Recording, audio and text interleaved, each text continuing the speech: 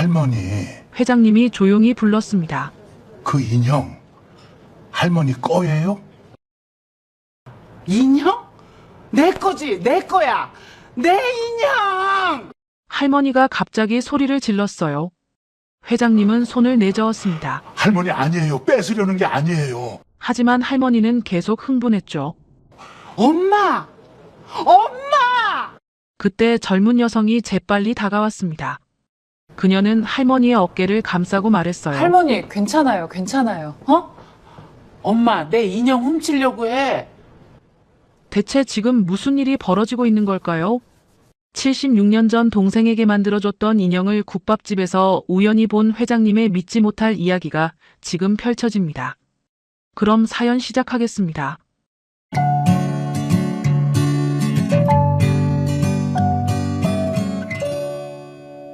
새벽 5시 반, 서울 성북동 언덕 끝자락에 자리한 저택에서 하루가 시작됩니다.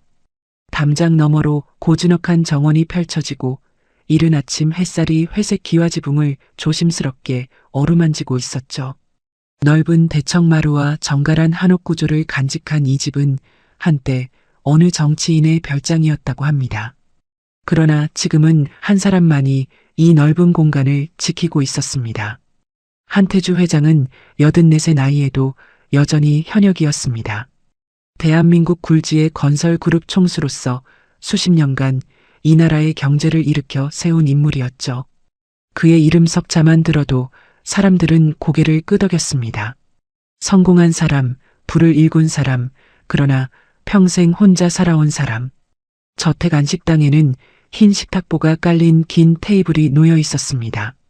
그 테이블에는 아침 식사가 정갈하게 차려져 있었죠. 넓은 식탁 위엔 정갈한 아침상이 차려져 있었지만 그 많은 자리 중 식기는 단 한 사람 목뿐이었습니다.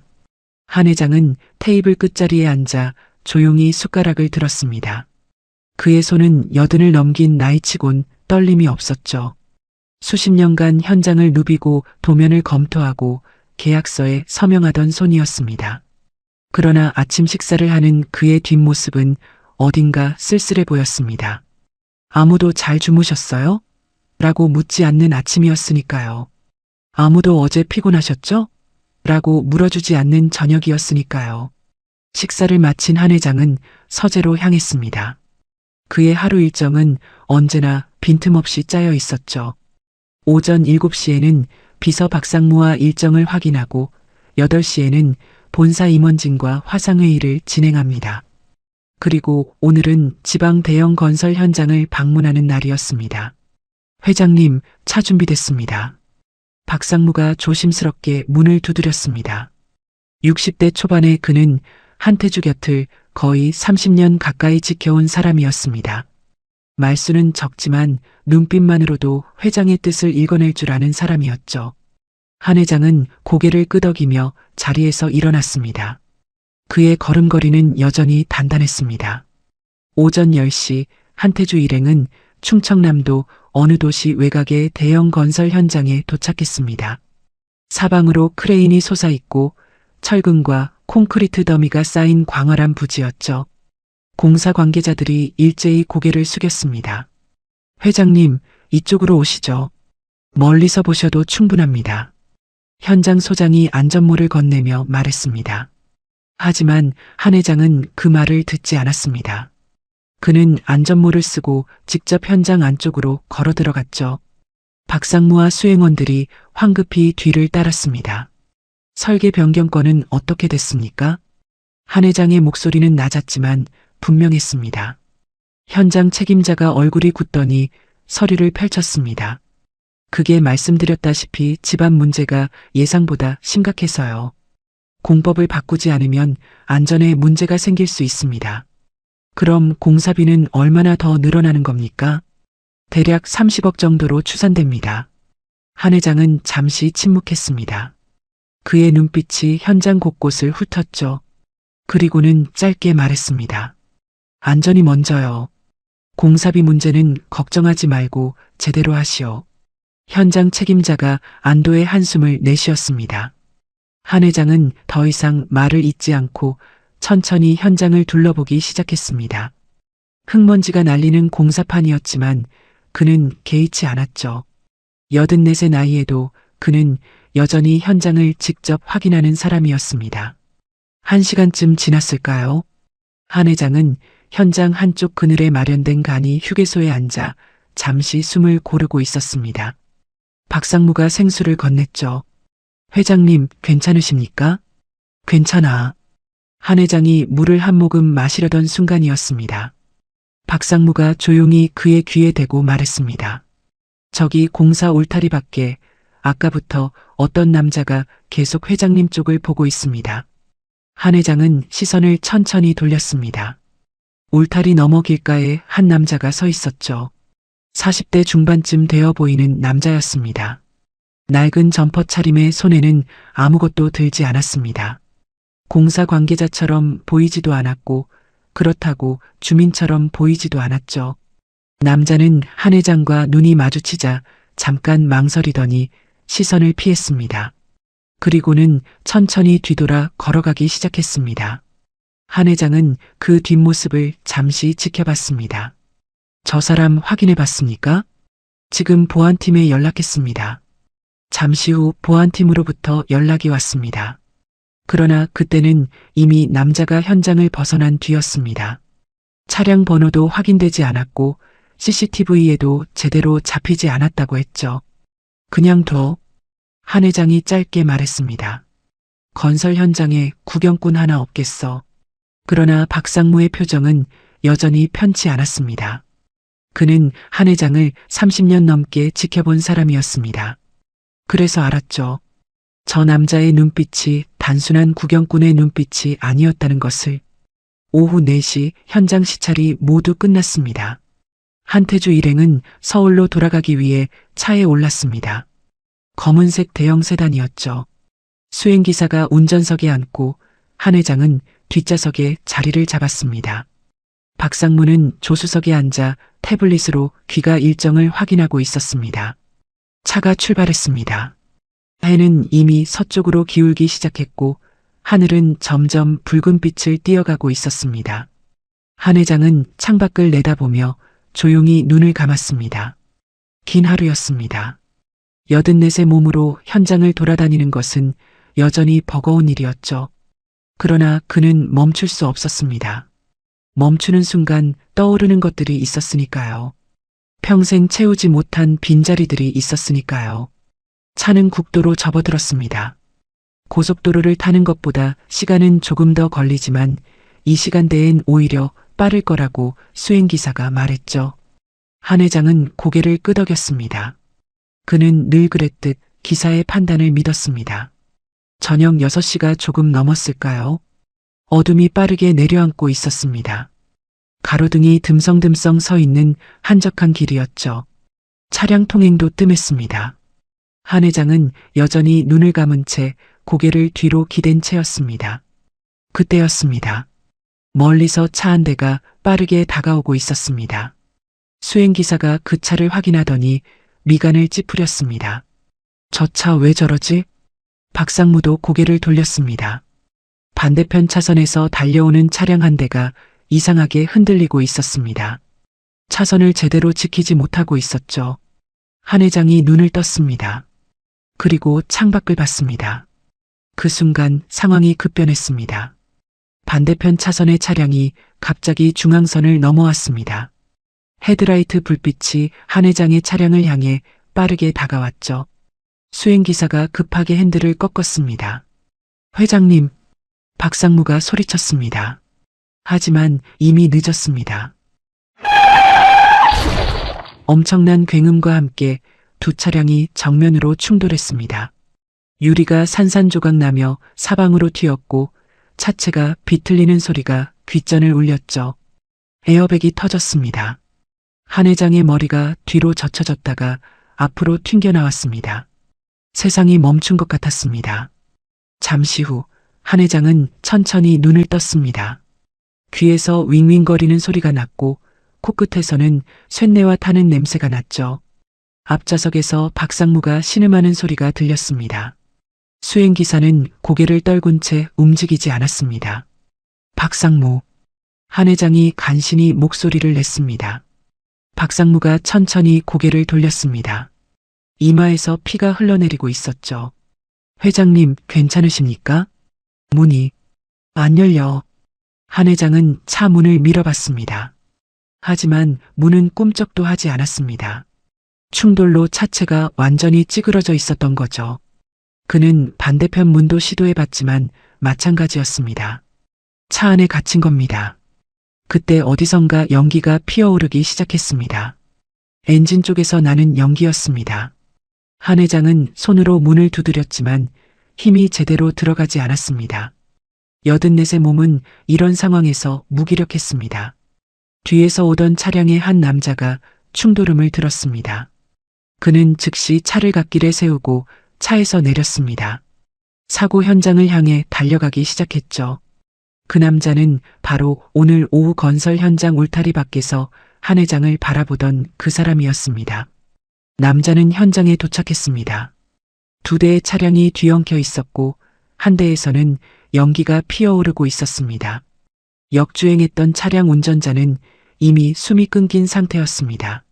남자는 한 회장이 탄 차량으로 달려갔습니다. 뒷좌석에서 한 회장이 문을 두드리고 있었습니다. 남자는 차 문 손잡이를 잡아당겼습니다. 문이 열리지 않았습니다. 그는 더 힘을 주었습니다. 발을 차체에 걸치고 온몸에 힘을 실어 잡아당겼죠. 손바닥에 땀이 배고 손가락이 저리기 시작했습니다. 조금만 버티세요. 남자가 소리쳤습니다. 그는 깨진 유리 조각을 손으로 걷어내기 시작했습니다. 손바닥이 베었습니다. 피가 났지만 그는 멈추지 않았습니다. 창문 틀을 통해 손을 집어넣어 안쪽 잠금 장치를 만져봤지만 이것마저 고장난 상태였습니다. 놔둬요. 위험해요. 한 회장이 힘없이 말했습니다. 그러나 남자는 고개를 저었습니다. 사람이 눈앞에 있는데 어떻게 그냥 가요? 그는 다시 문을 잡아당겼습니다. 이번에는 문이 조금 벌어졌습니다. 차체가 삐걱거리는 소리를 냈죠. 남자는 그 틈으로 손을 집어넣어 한 회장의 팔을 잡았습니다. 그리고 천천히 그를 밖으로 끌어냈습니다. 한 회장의 몸이 차 밖으로 나왔습니다. 남자는 그를 부축해 도로 가장자리로 옮기기 시작했습니다. 연기가 점점 짙어지고 있었으니까요. 조금만 더 멀리. 바로 그때였습니다. 뒤에서 굉음이 들려왔습니다. 남자는 고개를 돌릴 새도 없었습니다. 무언가가 엄청난 속도로 달려오고 있었습니다. 헤드라이트 불빛이 그의 뒷모습을 환하게 비췄죠.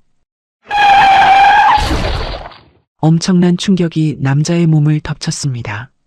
그의 몸이 공중으로 튕겨나갔습니다. 그리고 몇 미터를 날아가 도로 위에 떨어졌습니다.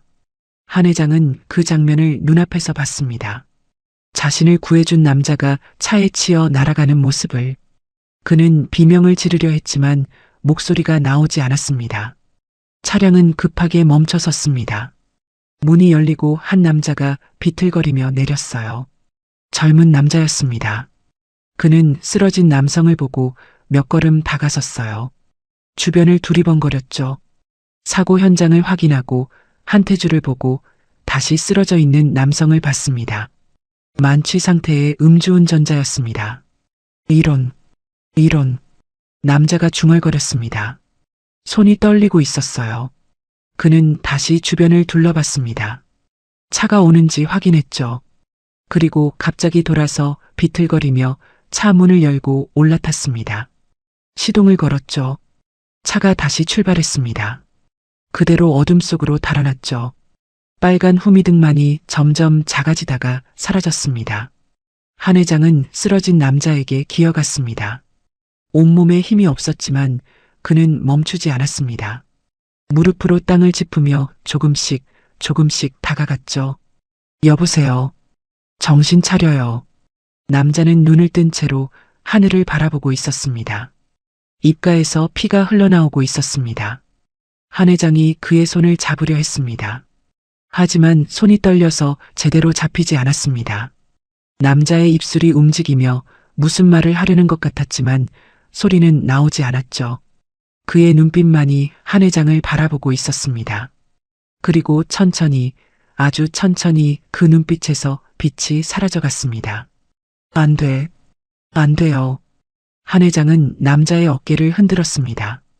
하지만 남자는 대답하지 않았습니다. 그의 손이 힘없이 도로 위에 떨어졌습니다.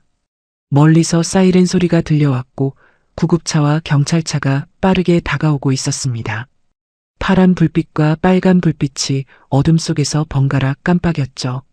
구급대원들이 달려왔습니다. 그들은 한 회장을 들것에 옮기고 남자의 상태를 확인했습니다. 한 대원이 고개를 저었습니다. 다른 대원이 무전기를 들었습니다. 사망자 1명 발생. 그 말이 한 회장의 귓속으로 들어왔습니다. 구급차 문이 닫히고 사이렌이 다시 울렸습니다. 파란 불빛과 빨간 불빛이 어둠 속에서 계속 깜빡이고 있었습니다. 그날 밤 한 남자가 죽었습니다. 그리고 그 죽음은 모든 것을 바꿔놓을 시작이었습니다. 병원 침대 위에서 한 회장은 눈을 떴습니다. 하얀 천장이 눈에 들어왔습니다. 소독약 냄새가 코를 찔렀죠. 목이 뻐근했고 온몸이 무거웠습니다. 그는 천천히 고개를 돌렸습니다. 창가 의자에 박상무가 앉아 있었습니다. 이마에 붕대를 감고 있었지만 잠들지 않고 그를 지키고 있었죠. 한 회장이 눈을 떴다는 것을 알아챈 박상무가 자리에서 일어났습니다. 회장님, 박상무 나를 구한 사람은? 그 사람은 어찌 됐어? 한 회장의 첫마디였습니다. 박상무는 입술을 꾹 다물었습니다. 한참을 망설이다가 입을 열었죠. 돌아가셨습니다. 한 회장은 아무 말도 하지 않았습니다. 그저 창밖만 바라봤습니다. 창밖으로는 아침 햇살이 들어오고 있었습니다. 맑은 날씨였어요. 하지만 한 회장의 눈에는 아무것도 들어오지 않았습니다. 박상무는 그 침묵을 깨지 못했습니다. 그저 조용히 서 있을 뿐이었죠. 얼마나 시간이 흘렀을까요? 병실 문이 열리고 간호사가 들어왔습니다. 체온을 재고 혈압을 확인했습니다. 그리고 의사가 들어와 간단한 진찰을 했죠. 큰 부상은 없으십니다. 다만 연세를 고려하면 며칠 안정을 취하시는 게 좋겠습니다. 의사가 말했습니다. 한 회장은 고개를 끄덕였죠. 의사가 나간 뒤에도 한 회장은 여전히 창밖만 바라보고 있었습니다. 박상무가 조심스럽게 입을 열었어요. 회장님, 기자들이 병원 앞에 몰려 있습니다. 회장님의 생사를 확인하려고요. 나중에 한 회장이 짧게 답했습니다. 그리고 다시 물었습니다. 그 사람 가족 찾아봐. 박상무는 대답 대신 고개를 숙였습니다. 사실 그는 이미 알아보기 시작한 상태였습니다. 밤새 연락을 취하고 경찰과도 통화를 했죠. 이미 조사 중입니다. 그래. 한 회장이 처음으로 박상무를 바라봤습니다. 박상무는 주머니에서 작은 수첩을 꺼냈습니다. 거기에는 밤새 정리한 내용들이 빼곡히 적혀 있었어요. 윤동혁이라는 분입니다. 올해 45살이고요. 박상무가 천천히 읽어 내려갔습니다. 작은 국밥집을 운영하던 가장이었습니다. 아내는 몇 년 전에 세상을 떠났고 딸 하나를 홀로 키우고 있었죠. 그리고 치매에 걸린 노모를 모시고 있었습니다. 빚도 좀 있었습니다. 하지만 성실하게 사셨던 분이라고 합니다. 박상무의 목소리가 점점 낮아졌어요. 한 회장은 여전히 아무 말이 없었습니다. 그저 박상무가 건넨 수첩을 받아들고 천천히 읽어 내려갈 뿐이었죠. 그리고 사고 직후 현장을 조사하던 경찰이 블랙박스 영상을 분석했는데요. 박상무가 잠시 말을 멈췄습니다. 한 회장이 그를 바라봤습니다. 윤동혁 씨를 친 차량이 음주운전이었을 가능성이 높다고 합니다. 차량 소유자와 실제 운전자가 다를 수도 있다는 이야기도 나오고 있습니다. 운전자가 다르다고? 네. 아직 확실하진 않지만 경찰 내부에서도 의견이 엇갈리고 있다고 합니다. 한 회장은 수첩을 천천히 덮었습니다. 그리고 창밖을 다시 바라봤습니다. 저 멀리 도시의 건물들이 햇살을 받아 반짝이고 있었습니다. 그 차량 소유자가 누군가? 최만석이라는 사람의 아들 차량입니다. 최만석? 지역에서 영향력이 큰 사람입니다. 경찰서장하고도 가깝고 시청 쪽에도 인맥이 있고요. 겉으로는 자선사업 같은 것도 많이 하는 사람이라고 합니다. 박상무의 설명을 들으며 한 회장의 표정이 굳어졌습니다. 그는 오랜 세월 사업을 해오면서 이런 류의 사람들을 많이 봐왔습니다. 겉으로는 멀쩡한 척하지만 속으로는 권력과 돈으로 사람을 움직이는 사람들이었죠. 그래, 경찰 조사는 어떻게 되고 있어? 그게 박상무가 난처한 표정을 지었습니다. 경찰 쪽에서 빨리 마무리하려는 분위기라고 합니다. 한 회장의 손이 침대 시트를 움켜쥐었습니다. 유가족이 누구라고 했지? 딸이 있습니다. 윤서연이라고 27살입니다. 그 어린 사람이 혼자 국밥집을 지키고 있단 말이야? 네. 치매 걸린 할머니도 돌봐야 하고요. 한 회장은 눈을 감았습니다. 눈앞에 그날 밤 광경이 다시 떠올랐죠. 자신을 향해 달려오던 남자의 모습이 차에 치여 날아가던 순간이 도로 위에 쓰러져 있던 모습이 박상무. 네, 회장님. 더 자세히 알아봐. 음주운전이 맞는지 운전자가 정말 바뀐 건지. 박상무가 고개를 끄덕였습니다. 그리고 경찰이 아직 공식적으로 내용은 공개를 안 하고 있지만 윤동혁 씨 차에서 수첩 하나가 발견됐다고 합니다. 수첩? 네. 박상무가 말끝을 흐렸습니다. 한 회장이 그를 똑바로 바라봤습니다. 그 수첩에 뭐가 적혀 있는데? 그게 박상무가 목소리를 낮췄습니다. 회장님과 관련된 내용이 있다고 합니다. 한 회장의 눈빛이 흔들렸습니다. 박상무는 더 이상 말을 잇지 못했습니다. 병실 안에 무거운 침묵이 흘렀습니다. 일주일 뒤 한 회장은 병원을 나섰습니다. 의사는 쉬라고 했지만 그는 고집을 꺾지 않았습니다. 박상무가 휠체어를 권했지만 그것도 거절했죠. 직접 가야겠어. 회장님, 몸이 아직? 난 괜찮아. 차 준비해. 박상무는 더 이상 말리지 않았습니다. 한 회장의 표정을 보면 알 수 있었습니다. 이건 누가 말려도 소용없는 일이라는 걸요. 차는 시내를 벗어나 오래된 주택가로 들어갔습니다. 좁은 골목길을 지나 낡은 상가 건물 앞에 멈춰 섰습니다. 간판에는 서연인의 국밥이라고 손글씨로 쓰여 있었습니다. 페인트가 벗겨져 있었고 글씨도 발해 있었죠. 한 회장은 차에서 내렸습니다. 국밥집 유리문 너머로 안이 들여다보였습니다. 테이블 서너 개가 놓인 작은 공간이었어요. 주방 쪽에서 김이 모락모락 피어오르고 있었습니다. 문을 밀고 들어서자 종소리가 딸랑거렸습니다. 주방에서 젊은 여자가 고개를 내밀었습니다.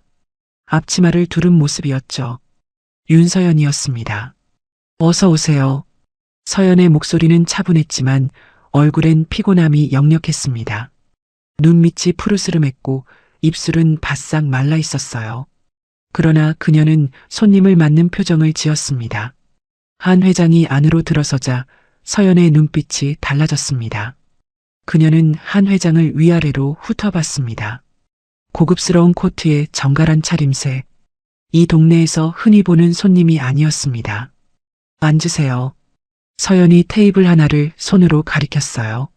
한 회장은 천천히 그 자리로 걸어가 앉았습니다. 박상무는 문 옆에 서서 조용히 지켜봤습니다. 뭘 드시겠어요? 국밥 한 그릇 주시오.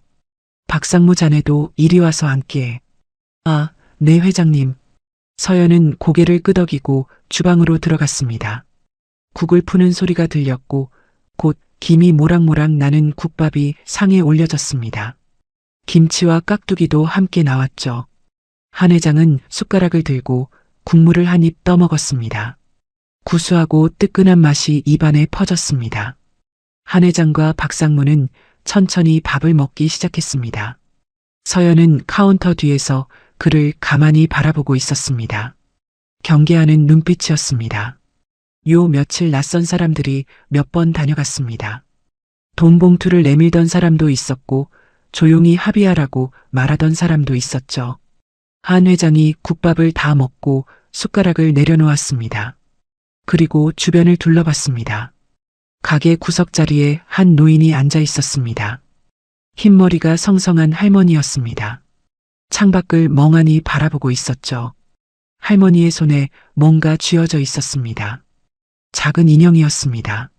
천으로 만든 낡은 인형. 색이 바래고 군데군데 해진 인형이었습니다. 할머니는 그 인형을 쓰다듬고 있었습니다. 한 회장의 시선이 그 인형에 고정됐습니다. 그의 손이 미세하게 떨렸습니다. 숟가락을 쥔 손이 식탁 위에서 움직이지 않았습니다. 할머니, 서연이 할머니에게 다가가 부드럽게 말했습니다. 점심 드셔야죠. 할머니는 고개를 돌려 서연을 바라봤습니다. 그리고 다시 인형을 내려다봤습니다. 엄마, 오빠가 준 거야. 할머니의 목소리는 가늘었습니다. 네, 할머니. 소중한 거 알아요. 어서 식사하세요. 엄마 예뻐. 서연이 할머니의 어깨를 토닥였습니다. 할머니는 인형을 허리춤에 조심스럽게 끼워 넣었습니다. 얇은 끈으로 허리에 묶여 있었습니다. 할머니는 늘 그 인형을 몸에 지니고 다니는 것 같았습니다. 한 회장은 자리에서 일어났습니다. 그의 걸음이 흔들렸습니다. 박상무가 재빨리 다가가 그를 부축하려 했지만 한 회장은 손을 저었습니다. 저기, 한 회장이 서연을 불렀습니다. 얼마죠? 16,000원입니다. 한 회장은 지갑을 꺼냈습니다. 손이 떨려 지폐를 꺼내는데 시간이 걸렸습니다. 그는 10,000원짜리 2장을 꺼내 카운터에 올려놓았습니다. 거스름돈은 됐어요. 서연이 잠시 그를 바라보다가 돈을 받았습니다. 한 회장은 다시 한번 할머니를 돌아봤습니다. 할머니는 여전히 창밖을 바라보고 있었습니다. 한 회장은 국밥집을 나섰습니다. 문이 닫히고 종소리가 다시 울렸습니다.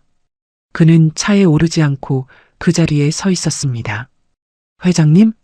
박상무가 조심스럽게 물었습니다. 한 회장은 대답하지 않았습니다. 그의 눈빛은 어딘가 멀리 가 있었습니다. 오래전 기억이 떠올랐습니다. 아주 오래전 자신이 8살이었을 때의 일이었습니다. 전쟁이 일어났고 추운 겨울 어느 날 사람들은 남쪽으로 피난을 갔습니다. 사람들로 가득한 부두에서 모두가 배를 타려고 아우성이었죠. 그때 6살이던 여동생 영숙이 추위에 떨며 울고 있었습니다. 그는 주머니에서 1,000조각을 꺼냈습니다. 그 1,000조각으로 작은 인형을 만들어 영숙에게 건넸습니다. 영숙은 인형을 꼭 안았죠. 그러나 인파가 밀려들었고 배가 떠난다는 소리에 사람들이 앞다투어 달려갔습니다. 남매는 그 물결에 휩쓸렸어요. 오빠, 영수가 손이 떨어졌습니다. 동생의 작은 손이 자신의 손에서 빠져나갔습니다. 인파 사이로 영숙의 얼굴이 멀어져 갔습니다. 인형을 꼭 안은 채 회장님, 박상무의 목소리가 들렸습니다. 한 회장은 정신을 차렸습니다. 그는 천천히 고개를 돌려 박상무를 바라봤습니다. 저 인형. 한 회장의 목소리가 갈라졌습니다. 확인해봐야겠어.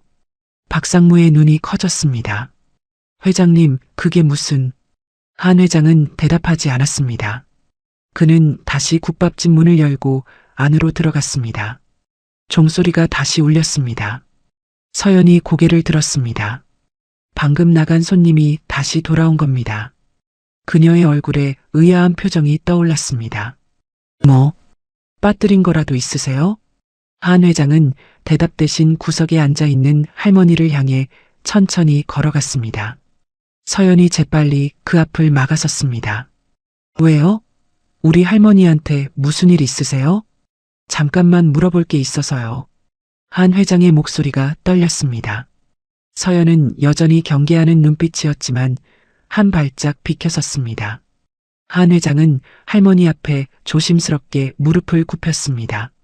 할머니는 여전히 창밖을 바라보고 있었습니다. 인형을 쓰다듬고 있었죠. 할머니, 한 회장이 조용히 불렀습니다. 할머니가 천천히 고개를 돌렸습니다. 흐릿한 눈빛이 한 회장을 바라봤습니다. 혹시 그 인형 누가 줬어요? 한 회장의 질문에 할머니는 고개를 갸우뚱했습니다. 그리고 갑자기 인상을 찌푸렸습니다. 오빠, 오빠야, 내 거야. 목소리가 날카로웠습니다. 한 회장은 더 부드럽게 말했습니다. 아니, 할머니 오빠 이름이 뭐예요? 오빠가 어디 갔어요? 오빠 어디 있어요? 할머니의 목소리가 커졌습니다. 그녀는 주변을 두리번거리기 시작했습니다. 할머니, 흥남부두 알아요? 한 회장이 조심스럽게 물었습니다. 할머니의 눈빛이 잠깐 흔들렸습니다. 하지만 곧 다시 흐려졌습니다. 흥부가 어쨌다고? 할머니, 어릴 때 오빠가 인형 만들어준 거 기억나요? 인형? 이게 내 거야. 내 인형. 할머니가 갑자기 소리를 질렀습니다. 인형을 가슴에 꼭 안으며 몸을 뒤로 젖혔습니다. 마치 빼앗길까봐 두려워하는 것처럼요. 할머니, 아니에요. 뺏으려는 게 아니에요. 한 회장이 손을 내저었습니다. 하지만 할머니는 계속 흥분했습니다. 엄마. 서연이 재빨리 다가왔습니다. 그녀는 할머니의 어깨를 감싸 안았습니다. 할머니, 괜찮아요. 괜찮아요. 엄마, 내 인형 훔치려고 해. 그래요. 가라고 할게요, 할머니. 진정하세요. 서연이 한 회장을 돌아봤습니다. 눈빛이 차가웠습니다. 그만 나가주세요. 할머니가 놀라셨어요. 한 회장은 자리에서 일어났습니다. 무릎이 후들거렸습니다. 그는 할머니를 한 번 더 바라봤습니다. 할머니는 여전히 인형을 꼭 안은 채 중얼거리고 있었습니다. 내 거야. 오빠가 준 거야. 한 회장은 고개를 숙이고 국밥집을 나왔습니다. 박상무가 그를 부축했습니다. 한 회장의 다리에 힘이 풀려 있었습니다. 회장님, 괜찮으십니까? 한 회장은 차에 기대어 섰습니다. 한참을 그렇게 서 있다가 천천히 고개를 들었습니다. 박상무. 한 회장이 박상무의 팔을 잡았습니다. 그의 손에 힘이 들어갔습니다. 저 할머니 출생 기록 좀 찾아봐. 박상무는 한 회장의 얼굴을 봤습니다. 그 얼굴에는 지금까지 본 적 없는 표정이 떠올라 있었습니다. 박상무는 천천히 고개를 끄덕였습니다. 알겠습니다. 차가 출발했습니다. 한 회장은 창밖을 바라봤습니다. 국밥집이 점점 멀어졌습니다. 하지만 그의 머릿속에서는 그 낡은 인형이 사라지지 않았습니다. 76년 전 자신이 만들어준 바로 그 인형이. 그날 밤 한 회장은 서재에 앉아 있었습니다. 책상 위에는 오래된 서류들이 펼쳐져 있었어요. 누렇게 바른 종이들이었죠. 한 회장은 그것들을 하나하나 넘기고 있었습니다. 이상가족 찾기 신청서였습니다. 그가 30년 전에 작성했던 것들이었어요. 여동생 한영숙, 1943년생, 흥남부두에서 실종. 그때 6살이었던 영숙은 지금 80살이 넘었을 겁니다. 한 회장은 서류를 내려놓았습니다. 그리고 창밖을 바라봤어요. 깊은 밤이었습니다. 눈을 감자 그 시절이 떠올랐습니다. 1950년 겨울이었습니다. 전쟁이 일어난 지 몇 달이 지났을 때였어요. 북쪽에서 사람들이 남으로 내려왔습니다. 한 회장의 가족도 그 중 하나였죠. 아버지는 이미 전쟁 초기에 돌아가셨습니다. 어머니는 병을 앓고 계셨어요. 8살이던 태주와 6살이던 영숙, 두 남매만 남았죠. 태주야, 내가 영숙이 잘 지켜야 한다. 어머니의 마지막 말씀이었습니다. 어머니는 피난길 어느 산골 마을에서 결국 일어나지 못하셨어요. 태주는 얇은 이불로 어머니를 덮어드렸습니다. 손이 떨렸어요. 엄마. 영숙이 어머니 곁에서 울음을 터뜨렸습니다. 태주는 영숙의 손을 꼭 잡았어요. 영숙아, 울면 안 돼. 우리 가야 돼. 엄마는? 엄마 두고 가. 엄마가 가라고 했어. 살아야 한다고. 태주의 목소리도 떨렸습니다. 하지만 그는 울 수 없었어요. 오빠였으니까요. 이제 영숙을 지켜야 하는 사람이었으니까요. 두 남매는 흥남부두까지 걸어갔습니다. 며칠을 걸었어요. 눈이 내렸습니다. 발이 시렸어요. 영숙은 자꾸 주저앉으려 했죠. 오빠, 나 발 아파. 힘들어. 조금만 더 가면 돼. 태주는 영숙을 업었습니다. 10살 아이가 7살 동생을 업고 걸었어요. 다리가 후들거렸습니다. 하지만 멈출 수 없었죠. 밤이 되면 길가 헛간에서 잠을 잤습니다. 태주는 자신의 옷을 벗어 영숙을 덮어줬어요. 영숙은 오빠 품에 안겨 잠들었습니다. 태주는 추위에 떨며 영숙을 안고 있었죠. 오빠, 배고파? 내일 되면 먹을 거 구할게. 하지만 먹을 것은 없었습니다. 마을마다 사람들이 다 떠나고 없었어요. 태주는 길가에 떨어진 감자 몇 개를 주워 영숙에게 나눠줬습니다. 흙이 묻은 감자였지만 그게 전부였죠. 마침내 흥남부두에 도착했습니다. 바다를 향해 달려가는 수많은 사람들이 보였죠. 부두는 아비규환이었습니다. 배를 타려는 사람들로 가득했어요. 노인들, 아이들, 임신한 여자들, 부상당한 군인들, 모두가 살기 위해 필사적이었죠. 영숙은 오빠의 옷자락을 꼭 붙잡고 있었습니다. 사람들 틈에서 작은 몸이 이리저리 밀렸어요. 오빠, 나 무서워. 영숙의 목소리가 떨렸습니다. 태주는 영숙을 자기 앞으로 당겼어요. 그리고 두 팔로 영숙을 감싸 안았죠. 괜찮아. 오빠 여기 있잖아. 하지만 추위는 점점 더 심해졌습니다. 바닷바람이 매섭게 불어왔어요. 영숙의 입술이 파래지기 시작했습니다. 손발이 얼어붙었죠. 오빠, 나 너무 추워. 영숙이 떨리는 목소리로 말했습니다. 눈물이 얼굴을 타고 흘러내렸어요. 그 눈물마저 차가웠죠. 태주는 주머니를 뒤졌습니다. 어머니가 남겨주신 천 조각이 있었어요. 남색 천이었죠. 어머니가 평소에 소중히 간직하시던 것이었습니다. 태주는 얼어붙은 손으로 천을 꺼냈습니다. 손가락이 제대로 움직이지 않았어요. 하지만 그는 천을 조심스럽게 접기 시작했죠. 태주는 천을 접고 또 접었습니다. 모서리를 안으로 말아 넣었어요. 실이 없었기 때문에 천을 조금 찢어 그것으로 묶었죠. 손끝이 시렸습니다. 하지만 멈추지 않았어요. 작은 인형이 만들어졌습니다. 몸통이 있고 팔다리가 있는 인형이었어요. 투박했지만 정성이 들어간 인형이었죠.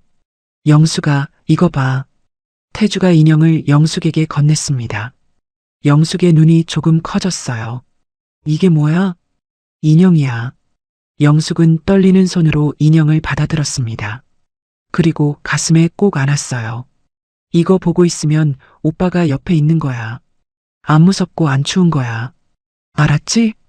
영숙이 고개를 끄덕였습니다. 그리고 처음으로 작은 미소를 지었어요. 얼어붙은 입술 사이로 새어나온 미소였죠. 응, 멋쟁이 우리 오빠. 영숙이 오빠를 올려다보며 말했습니다. 태주는 영숙의 머리를 쓰다듬었어요. 영숙의 머리카락은 바닷바람에 뻣뻣하게 굳어 있었죠. 저 멀리서 기적 소리가 들렸습니다. 배가 오고 있었어요. 사람들이 일제히 웅성거렸습니다. 그리고 배를 향해 달려가기 시작했어요. 물결처럼 밀려가는 인파였죠.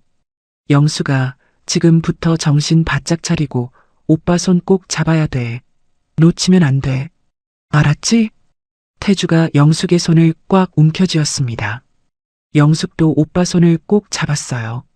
인형은 다른 손에 안고 있었죠. 사람들이 앞으로 밀려왔습니다. 뒤에서도 밀렸어요. 양옆에서도 밀렸죠. 숨이 막힐 것 같았습니다. 비켜요. 아이가 있어요. 태주가 소리쳤습니다. 하지만 아무도 듣지 않았어요. 모두가 소리치고 있었으니까요. 모두가 자기 가족을 지키려 하고 있었으니까요. 태주는 영숙을 자기 앞으로 밀었습니다. 자신이 뒤에서 영숙을 감싸며 나아갔어요. 한 발 한 발. 천천히 앞으로 나아갔죠. 배가 가까워졌습니다. 사람들이 배에 오르기 시작했어요. 판자가 놓였고 그 판자 위로 사람들이 밀려 올라갔죠. 조금만 더야, 영숙아. 조금만 더. 태주가 영숙을 밀어 올렸습니다. 영숙도 온 힘을 다해 앞으로 나아갔어요. 바로 그때였습니다.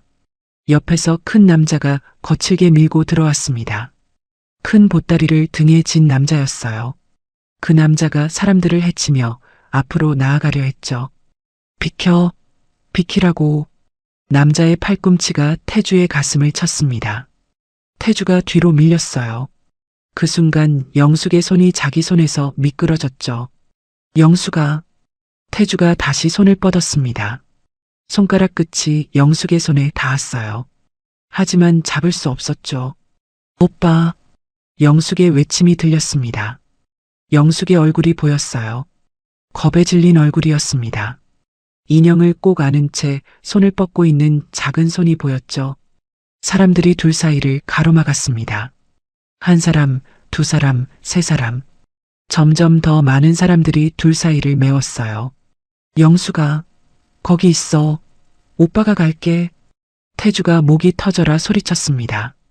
그는 사람들을 해치고 앞으로 나아가려 했어요. 팔로 밀고 어깨로 밀었죠. 비켜요. 제발 비켜요.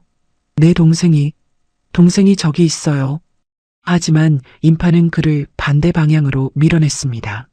마치 강물 같았어요.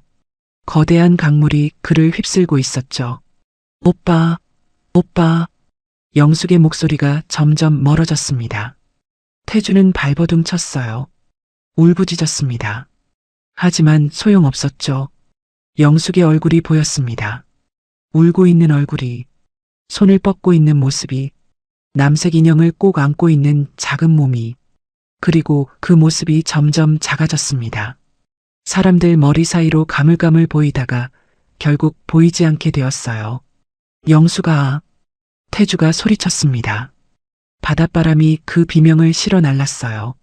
결국 영숙이만 배에 올랐습니다. 사람들에 떠밀려 판자를 올라갔죠. 배는 곧 출발했어요. 부두가 멀어지기 시작했죠.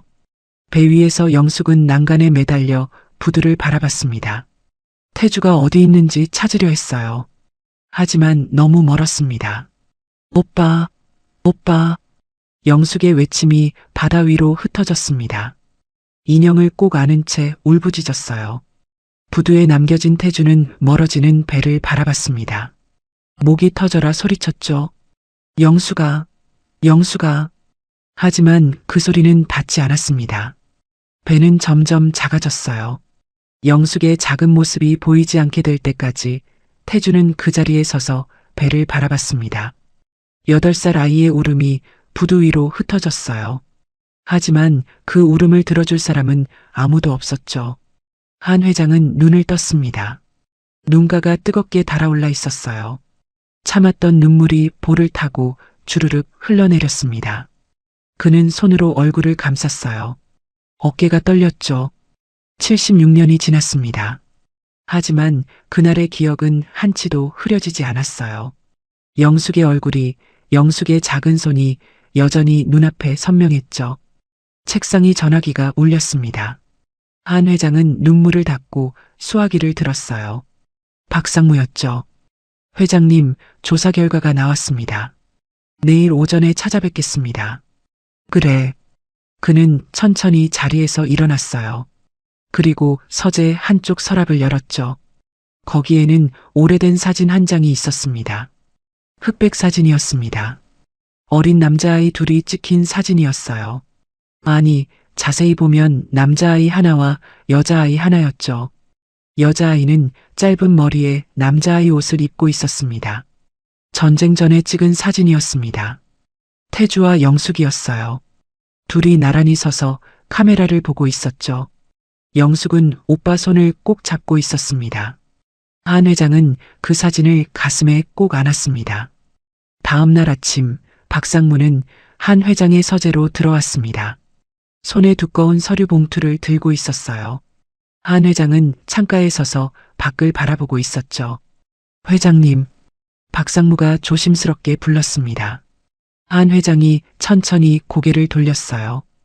윤동혁 씨 차량에서 발견된 물건들을 확인했습니다. 박상무가 봉투에서 서류들을 꺼내 책상 위에 펼쳤습니다. 사진으로 찍힌 자료들이었어요. 원본은 경찰이 보관하고 있었지만 사본을 구할 수 있었죠. 첫 번째는 낡은 수첩이었습니다. 검은색 표지에 모서리가 해져 있었어요. 수첩을 펼친 사진들이 한 장씩 나열되어 있었죠. 이게 윤동혁 씨가 몇 년 동안 기록한 거라고 합니다. 박상무가 설명을 시작했습니다. 한 회장은 의자에 앉아 사진들을 하나씩 들여다봤어요. 수첩 첫 페이지에는 이렇게 적혀 있었습니다.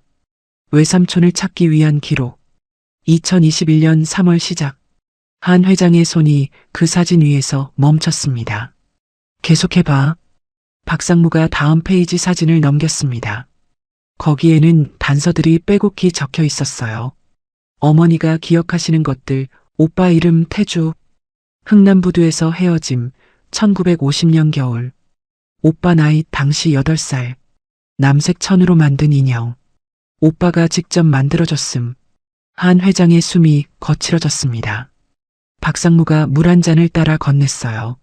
한 회장은 물을 한 모금 마시고 다시 사진을 봤죠. 다음 페이지에는 신문 스크랩이 붙어 있었습니다. 한태주 회장 관련 기사였어요.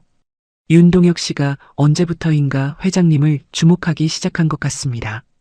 박상무가 조용히 말했습니다. 수첩에는 한 회장의 출생연도, 고향, 이산 가족 찾기 신청 기록까지 정리되어 있었어요. 윤동혁이 도서관과 인터넷을 뒤지며 찾아낸 정보들이었죠. 한태주 회장, 1942년생, 함경도 출신, 이산 가족 찾기 여러 차례 신청, 여동생 찾는다는 기록 있음, 여동생 이름. 한 회장은 그 글씨들을 하나하나 읽었습니다. 윤동혁이 직접 쓴 글씨였어요. 그리고 이건 박상무가 마지막 페이지 사진을 꺼냈습니다. 거기에는 사진 한 장이 붙어 있었어요. 흑백 사진이었습니다. 어린 소녀가 무언가를 들고 찍은 사진이었죠. 사진 뒷면에 적힌 글씨가 보였습니다. 영숙, 1951. 한 회장의 손이 떨렸습니다. 그 사진을 자세히 들여다봤어요. 소녀가 들고 있는 것은 작은 인형이었습니다. 천으로 만든 인형이었죠. 이 사진은 어디서 나온 거야? 윤동혁 씨 어머니가 평생 간직하고 계셨던 거라고 합니다. 한 회장은 한참 동안 그 사진을 바라봤습니다. 7살 영숙의 얼굴이었어요. 수십 년 만에 보는 어린 동생의 얼굴이었죠. 그리고 음성 메모도 있었습니다. 박상무가 휴대폰을 꺼냈습니다. 경찰로부터 받은 파일이었어요. 재생 버튼을 눌렀죠. 윤동혁의 목소리가 흘러나왔습니다. 오늘은 2025년 11월 14일입니다. 어머니, 드디어 확신이 섰어요. 한태주 회장님이 바로 어머니가 찾으시던 그 오빠가 맞는 것 같아요. 나이도 맞고, 고향도 맞고, 이산 가족 신청 기록도 다 맞아요. 내일 건설 현장에 회장님이 오신다는 걸 확인했어요. 가까이서 꼭 확인해 볼게요. 그리고 확실하면 어머니를 모시고 찾아뵐게요. 평생 그리워하셨잖아요. 이제 곧 만나게 해드릴 수 있을 것 같아요.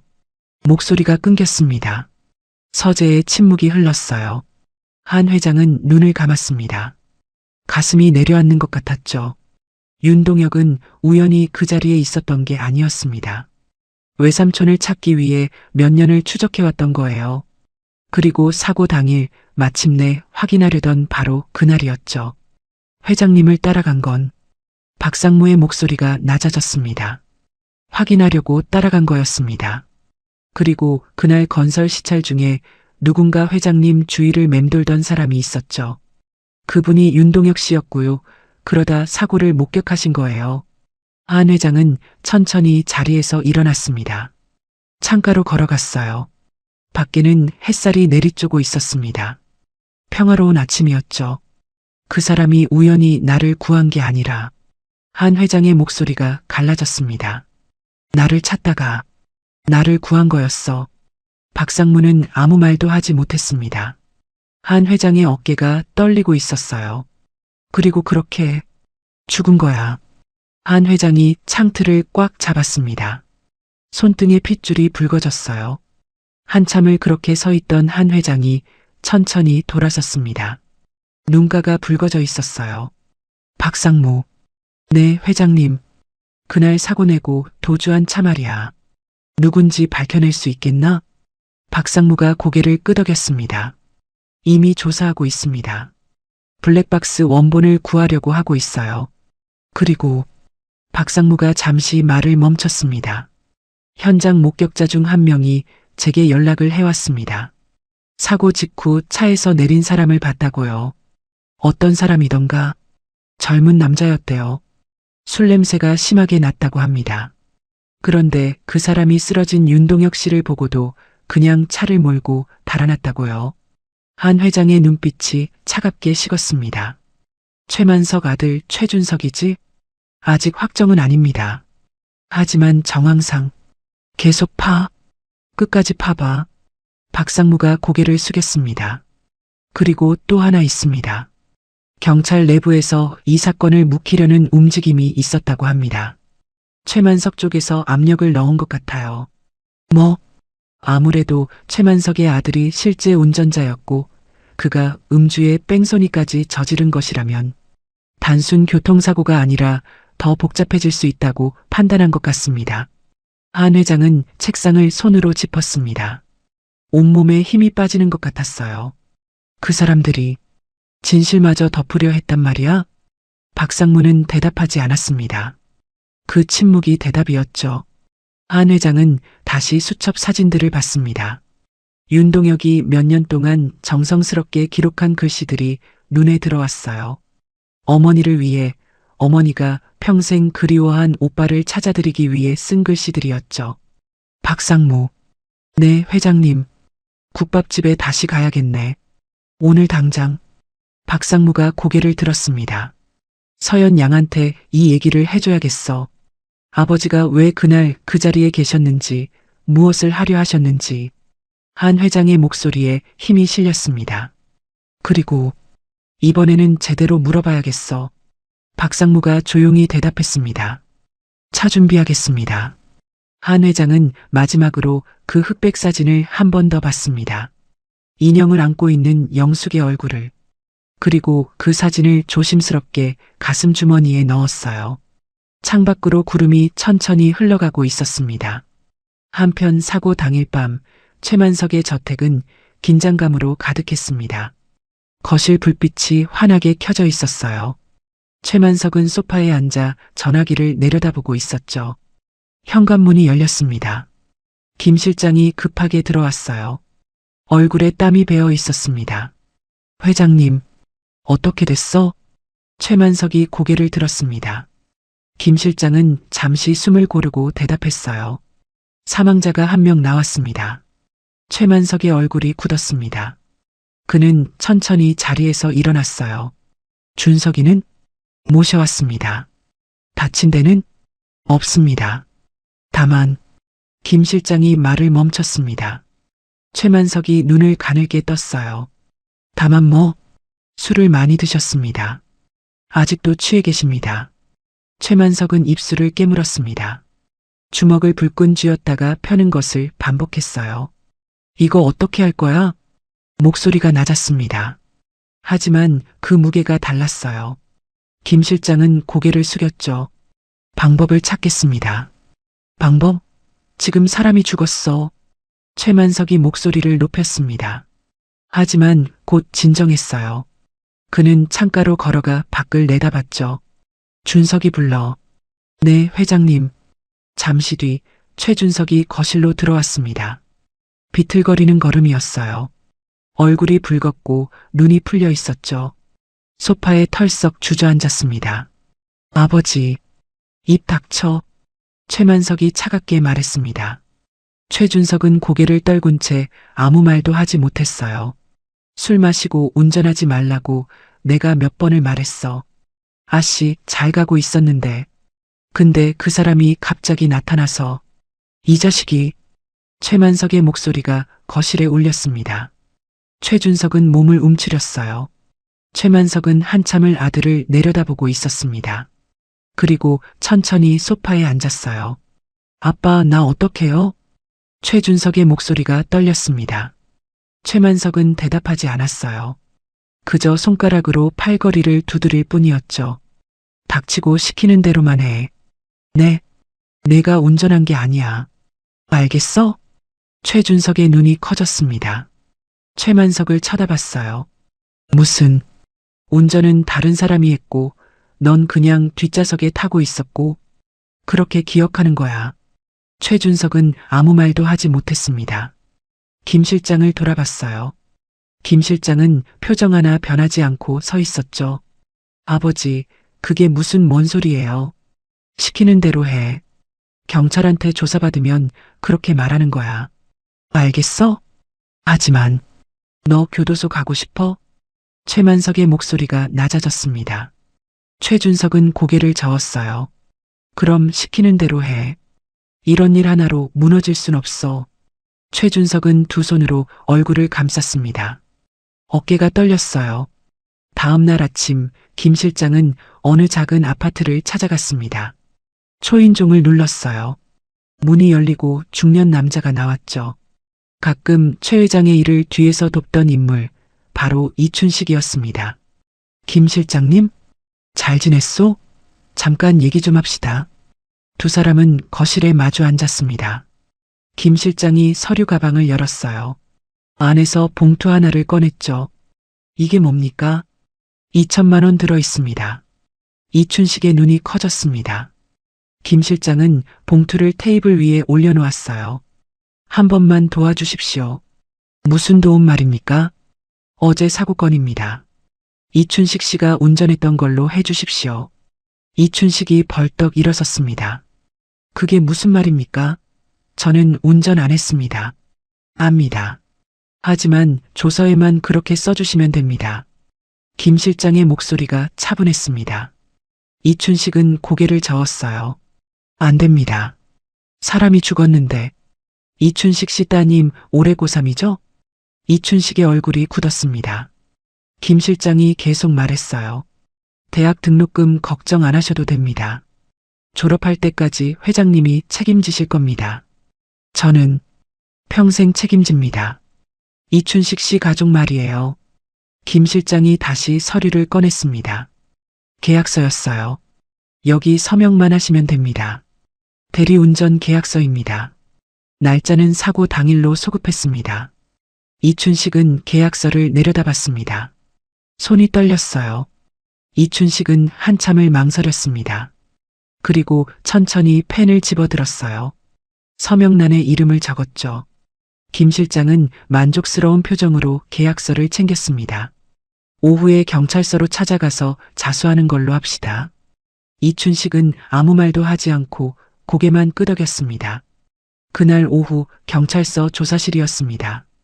이춘식이 책상 앞에 앉아 있었어요. 담당 형사가 조서를 작성하고 있었죠.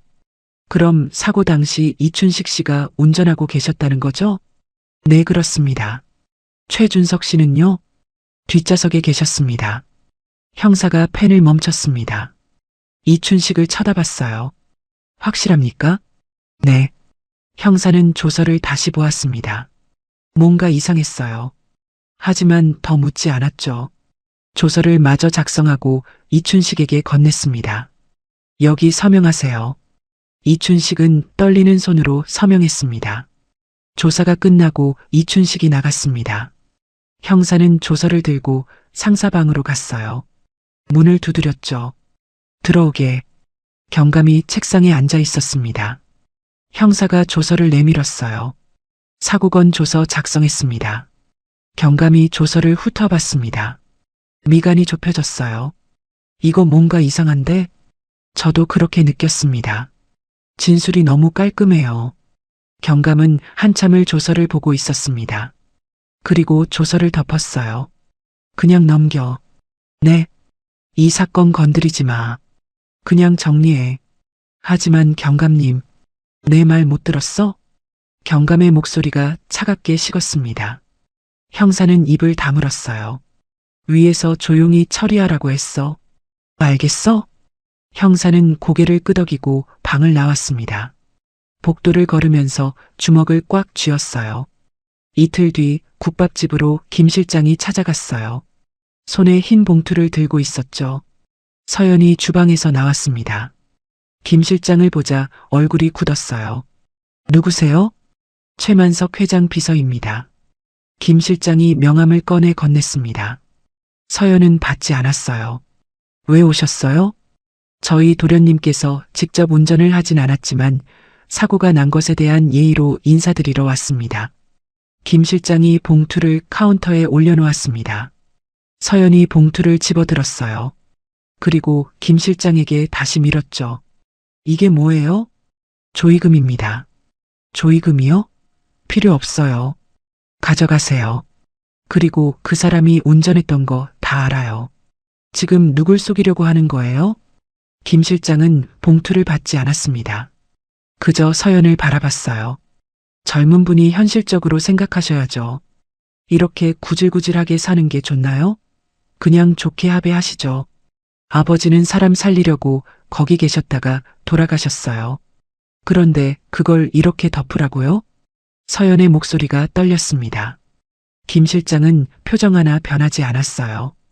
혹시 원하는 가격 있거나 하면 생각해 보세요. 언제든 연락 주시고요. 김 실장이 봉투를 들고 가게를 나갔습니다. 최만석의 저택, 거실이었습니다. 최만석이 김 실장과 마주 앉아 있었어요. 어때? 안 받습니다. 최만석은 손가락으로 팔걸이를 두드렸습니다. 돈으로 안 된다? 네. 생각보다 고집이 셉니다. 최만석은 잠시 생각에 잠겼습니다. 그리고 입을 열었어요. 방법을 바꿔야겠어. 어떻게 하시겠습니까? 그 아가씨 겁 좀 줘서 정신 차리게 해줘. 김 실장이 고개를 끄덕였습니다. 알겠습니다. 그날 밤 서연이 가게 문을 닫으려는데 밖에 차 한 대가 서 있었습니다. 검은색 승용차였어요. 시동이 꺼져 있었지만 안에 사람이 타고 있는 것 같았죠. 서연은 문을 잠그고 안으로 들어갔습니다. 커튼을 쳤어요. 다음 날도 그 차는 거기 있었습니다. 서연은 경찰에 전화를 걸었어요. 국밥집 앞에 수상한 차가 계속 서 있어요. 번호판 확인해 주세요. 서연이 번호를 불러줬습니다. 담당 경찰이 확인했어요. 주차 위반으로 처리하겠습니다. 수상한 사람이 타고 있어요. 확인해 주세요. 네, 순찰 돌 때 확인해 보겠습니다. 전화가 끊어졌습니다. 하지만 경찰은 오지 않았어요. 그 차는 사흘째 그 자리에 있었죠. 성북동 저택 한 회장의 서재였습니다. 박상무가 들어왔어요. 회장님, 보고 드릴 게 있습니다. 뭔가 운전자가 바뀐 것 같습니다. 한 회장이 고개를 들었습니다. 뭐? 조서에 서명한 사람이 최준석이 아닙니다. 이춘식이라는 자예요. 한 회장의 눈이 가늘어졌습니다. 대리 운전자로 바꿔치기 한 거군. 그렇습니다. 그리고 경찰 쪽에서도 이걸 알면서 눈 감아주고 있는 것 같습니다. 한 회장은 천천히 자리에서 일어났습니다. 창가로 걸어가 밖을 내다봤어요. 그래서 경찰이 덮고 있는 거군. 네. 최만석의 영향력이 좀 있는 것 같습니다. 한 회장은 한참을 밖을 바라보고 있었습니다. 그리고 천천히 돌아섰어요. 박상무. 네, 회장님. 이제 본격적으로 싸워줘야겠어. 한 회장의 눈빛이 차갑게 식어 있었습니다. 그날 밤 서연은 국밥집 정리를 하고 있었습니다. 테이블을 닫고 의자를 정돈했어요. 할머니는 이미 안쪽 방에서 잠들어 계셨죠. 핸드폰이 울렸습니다. 모르는 번호였어요. 서연은 잠시 망설이다가 전화를 받았죠. 여보세요? 윤서연 씨? 남자 목소리였습니다. 낮고 차분한 목소리였어요. 감정이 전혀 실려 있지 않았죠. 그 차분함이 오히려 소름 끼쳤습니다. 누구세요? 거기서 밥 먹고 배탈 나서 지금 아무 일도 못하고 누워있는데 어쩌실래? 뭐라고요? 말귀를 못 알아 처먹네. 니네 식당에서 밥 먹고 내가 탈나서 아무 일도 못한다고. 1,000만 원 가져오면 합의해줄게. 안 그러면 가게에 불 지른다. 서연의 손이 떨렸습니다. 여보세요. 지금 협박하시는 거예요? 그리고 그런 거짓말 속을 줄 알아요? 상대는 대답하지 않았습니다. 잠시 침묵이 흘렀어요. 그리고 짧은 웃음소리가 들렸죠. 전화가 끊어졌습니다. 서연은 핸드폰을 꽉 쥐었습니다. 화면을 확인했지만 발신자 정보는 없었어요. 그녀는 문이 잘 잠겼는지 다시 확인하고 안으로 들어갔죠. 다음 날 아침 서연이 가게 문을 열려고 나왔을 때였습니다. 바닥에 뭔가 흩어져 있었어요. 쓰레기였습니다. 음식물 쓰레기가 가게 앞에 뿌려져 있었죠. 누가 이런 짓을. 서연은 빗자루를 들고 쓰레기를 치우기 시작했습니다. 지나가는 사람들이 힐끔힐끔 쳐다봤어요. 얼굴이 화끈거렸습니다. 쓰레기를 다 치우고 유리창을 보니 거기에도 뭔가 적혀 있었습니다. 빨간 스프레이로 낙서가 되어 있었어요. 욕설이었죠. 서연은 입술을 깨물었습니다. 천을 적셔서 유리창을 닦기 시작했어요. 하지만 스프레이 자국은 쉽게 지워지지 않았죠. 손이 빨개지도록 문질렀지만 흐릿한 자국이 남았습니다. 그날 밤이었습니다. 서연은 안쪽 방에서 할머니와 함께 자고 있었어요. 새벽 2시쯤이었을까요? 똑똑똑. 누군가 가게 문을 두드리는 소리가 들렸습니다. 서연이 잠에서 깼습니다. 귀를 기울였어요. 똑똑똑. 다시 문 두드리는 소리가 들렸죠. 누구세요? 서연이 떨리는 목소리로 물었습니다. 대답은 없었어요. 하지만 문 두드리는 소리는 계속됐죠. 똑똑똑. 똑똑똑. 서연은 이불을 끌어안고 숨을 죽였습니다. 한참 뒤에야 소리가 멈췄어요. 하지만 서연은 아침까지 잠들지 못했습니다. 사흘째 되는 날 서연은 경찰서를 찾아갔습니다. 담당 경찰관 앞에 앉아 지난 며칠간 있었던 일들을 설명했어요. 협박 전화도 왔고 가게 앞에 쓰레기 투기도 있었고 새벽에 문 두드리는 일도 있었어요. 경찰관이 무표정하게 기록했습니다.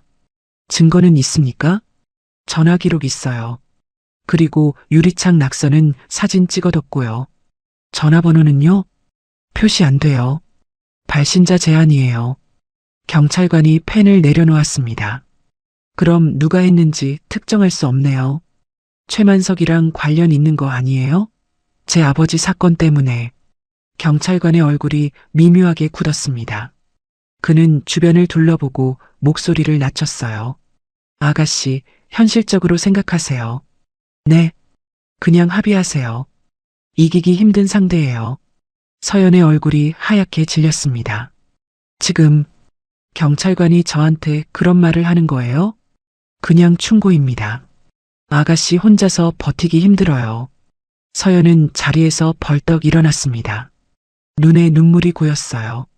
경찰이 이러면 어떡해요? 경찰이. 그녀는 더 이상 말하지 못하고 경찰서를 나왔습니다. 그날 밤 국밥집 안쪽 방이었습니다. 할머니가 잠에서 깨어 벌떡 일어났어요. 오빠, 오빠. 할머니의 목소리가 떨렸습니다. 서연이 잠에서 깨어 할머니 곁으로 갔어요. 할머니, 할머니 괜찮아요. 제가 여기 있어요. 엄마 무서워. 오빠 어딨어? 할머니가 인형을 꼭 안으며 중얼거렸습니다. 서연은 할머니를 꼭 안아줬어요. 괜찮아요, 할머니. 아무것도 안 무서워요. 하지만 서연 자신도 떨리고 있었습니다. 할머니를 안은 팔이 부들부들 떨렸어요. 두 사람은 그렇게 서로를 안은 채 밤을 지새웠죠. 아무도 지켜주지 않는 밤이었습니다. 약하고 작은 두 사람만 남겨진 밤이었어요. 이틀 뒤 어느 날 밤이었습니다. 서연이 가게 문을 닫고 쓰레기를 버리러 나갔어요. 골목길은 어두웠습니다. 가로등 하나가 깜빡거리고 있었죠. 쓰레기를 버리고 돌아서는데 갑자기 뒤에서 인기척이 느껴졌습니다. 서연이 고개를 돌렸어요. 남자 2명이 서 있었습니다. 검은 옷을 입고 있었어요. 얼굴은 어둠에 가려져 잘 보이지 않았죠. 누구세요? 서연이 뒤로 물러섰습니다. 남자들이 한 걸음씩 다가왔어요. 니네 가게에서 밥 먹고 배탈 난 놈이다, 이년아. 뭐라고요? 비켜요. 서연이 소리쳤습니다. 하지만 남자 하나가 서연의 팔을 움켜잡았어요. 아야. 서연이 비명을 질렀습니다. 남자가 서연을 벽에 밀어붙였죠. 등이 벽에 부딪히며 통증이 왔습니다. 젊은 아가씨가 왜 이렇게 말을 안 들어? 합의금 가져오라고 했지? 다른 남자가 서연 앞을 가로막았습니다. 서연은 눈을 꽉 감았어요. 몇 대를 쳐맞아야 정신 차릴 건가? 남자의 얼굴이 가까워졌습니다. 술 냄새가 났어요. 제발, 그만. 그 순간 뒤에 서 있던 남성이 들고 있던 야구 방망이로 서연의 머리를 내려쳤습니다. 아! 짧은 외마디 비명과 함께 서연은 그 자리에 쓰러지고 말았어요. 그때 누군가 소리쳤습니다. 거기, 뭐 하는 거야? 남자들이 고개를 돌렸습니다. 국밥집 근처엔 며칠 전부터 박상무가 세워둔 남성이 있었어요. 니들 뭐야? 남성이 서연을 향해 달려갔습니다. 양아치들이 재빨리 골목을 빠져나갔어요. 발소리가 멀어졌죠. 서연은 그대로 정신을 잃었습니다. 아가씨, 괜찮아요? 서연의 얼굴에선 눈물이 볼을 타고 주르륵 흘러내렸죠. 남성은 즉시 박상무에게 연락을 했습니다. 1시간 뒤 서연은 병원 응급실에 있었습니다. 머리에 붕대를 감고 누워 있었어요. 경찰이 와서 간단히 조사했지만 범인을 특정할 수 없다고 했어요. 어두워서 얼굴도 못 봤고 CCTV도 없었으니까요. 박상무는 즉시 한 회장에게 전화를 걸었습니다. 회장님, 윤서연 씨가 병원에 입원했습니다. 뭐? 한 회장의 목소리가 높아졌습니다. 괴한들에게 폭행을 당했습니다. 한 회장은 한동안 아무 말도 하지 않았습니다. 숨소리만 들렸어요. 김 실장이 시킨 거야? 목소리가 낮았습니다. 하지만 그 무게가 달랐어요. 박상무는 그동안 한 회장을 30년 넘게 지켜봤지만 이런 목소리는 처음 들었습니다. 아직 확인되지 않았습니다만 정황상 그럴 가능성이 높습니다. 병원이 어디야? 시립병원입니다. 지금 당장 가겠네. 회장님, 지금은 밤이. 상관없어. 차 준비해. 전화가 끊어졌습니다. 박상무는 즉시 움직였어요. 1시간 뒤 한 회장이 병원 응급실에 도착했습니다. 서연의 모습을 본 한 회장은 눈물을 글썽이며 분노를 참고 있었어요. 1인실 병실로 옮기고 의사들한테 각별히 신경 쓰라고 해. 한 회장이 말했습니다. 박상무가 원무과로 내려갔습니다. 한 회장은 복도 창가에 서서 밤 풍경을 바라봤어요. 주먹을 꽉 쥐었죠. 잠시 뒤 박상무가 돌아왔습니다. 1인실로 옮겼습니다. 그리고 경호원도 붙여. 네. 퇴원할 때까지 사람 붙이라고. 24시간 교대로. 알겠습니다. 한 회장은 1인실 문 앞에 섰습니다. 한숨을 쉰 뒤 조심스럽게 문을 열고 들어갔습니다. 서연이 침대에 누워 있었어요. 머리에 붕대가 감겨 있었죠. 한 회장을 보자 눈이 커졌습니다. 회장님, 괜찮소? 한 회장이 침대 옆 의자에 앉았습니다. 서연은 고개를 끄덕였어요. 네, 괜찮아요. 별일 아니에요. 하지만 목소리가 떨렸습니다. 한 회장은 한참을 서연을 바라보고 있었어요. 그리고 천천히 입을 열었습니다. 서연 양, 네. 이제 얘기를 해야 할 것 같네요. 모든 걸. 한 회장은 조용히 문을 닫았습니다. 그리고 다시 의자에 앉아 서연을 똑바로 바라봤어요. 아버님이 왜 그날 그 길에 계셨는지 아십니까? 서연이 고개를 저었습니다. 한 회장은 깊게 숨을 들이쉬었어요. 그리고 천천히 설명하기 시작했습니다. 윤동혁이 몇 년 동안 외삼촌을 찾았다는 것, 수첩에 기록했던 것들, 음성 메모까지 남겼다는 것, 그리고 사고 당일 마침내 확인하러 갔다는 것. 서연양 할머니가 제 동생입니다. 76년 전 전쟁통에 잃어버린 제 여동생이요. 서연은 숨을 멈춘 듯 한 회장을 바라봤습니다. 그리고 나는 한 회장의 목소리가 갈라졌습니다. 할머니 오빠입니다. 아버님의 외삼촌이고요. 서연은 한동안 아무 말도 하지 못했습니다. 입술이 떨렸어요. 그럼 아빠는? 서연의 목소리가 떨렸습니다. 우리 아빠 불쌍해서 어떡해요, 아빠. 한 회장이 고개를 끄덕였습니다. 서연의 눈에서 눈물이 쏟아져 내렸어요. 소리 없이 흐르는 눈물이었습니다. 어깨가 들썩였죠. 한 회장은 주머니에서 손수건을 꺼냈습니다. 서연에게 건넸어요. 서연은 손수건으로 얼굴을 감쌌습니다. 울음이 터져 나왔어요. 한 회장도 눈가가 붉어졌습니다. 두 사람은 그렇게 한참을 말없이 앉아 있었어요. 병실 밖 복도에서는 박상무가 조용히 서 있었습니다. 그도 눈을 감고 있었죠. 다음 날 아침 한 회장은 서재에 박상무를 불렀습니다. 창밖으로 아침 햇살이 들어오고 있었어요. 한 회장은 창가에 서서 오래 밖을 바라보고 있었죠. 박상무. 네, 회장님. 한 회장이 천천히 돌아섰습니다. 그의 눈빛이 평소와 달랐어요. 더 단단했고 더 날카로웠죠. 76년 전 나는 동생 손을 놓쳤어. 그 뒤로 평생 후회하며 살았지. 한 회장이 주먹을 쥐었습니다. 하지만 이번에는 다르네. 늦게 찾은 가족이지만 이제는 내가 지켜야 해. 끝까지. 박상무가 고개를 숙였습니다. 무엇부터 시작하시겠습니까? 증거부터 확보해. 완벽하게. 박상무는 즉시 움직이기 시작했습니다. 사고 현장 주변 건물들을 하나하나 돌며 블랙박스 영상을 요청했어요. 어떤 이는 거절했고 어떤 이는 이미 영상을 지웠다고 했죠. 하지만 박상무는 포기하지 않았습니다. 열흘째 되는 날 한 택배 기사가 연락을 해왔습니다. 제 블랙박스에 뭔가 찍힌 것 같은데요. 박상무는 즉시 달려갔어요. 영상을 확인하니 어둡고 흔들렸지만 사고 현장이 보였죠. 차량이 멈춰서고 남자가 내리는 장면이 찍혀 있었습니다. 회장님, 확보했습니다. 박상무가 한 회장에게 보고했습니다. 영상을 전문가에게 분석 의뢰한 결과 최준석이 맞다는 답이 나왔어요. 이 영상 경찰에는 제출됐나?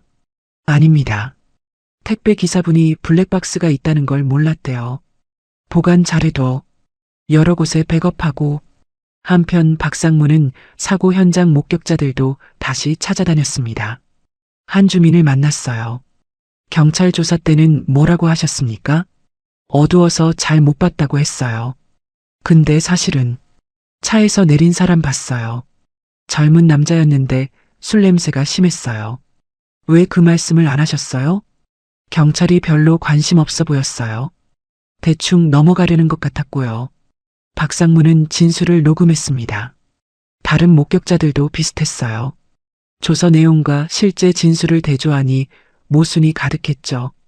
경찰이 의도적으로 빠뜨린 내용들이 보였습니다. 한편 최만석의 저택에서도 한 회장 쪽 동향을 살피고 있었습니다. 김 실장이 급하게 들어왔어요. 회장님, 문제가 생겼습니다. 뭔가? 한태주 회장 측에서 움직이고 있습니다. 박상무라는 비서가 현장을 뒤지고 있어요.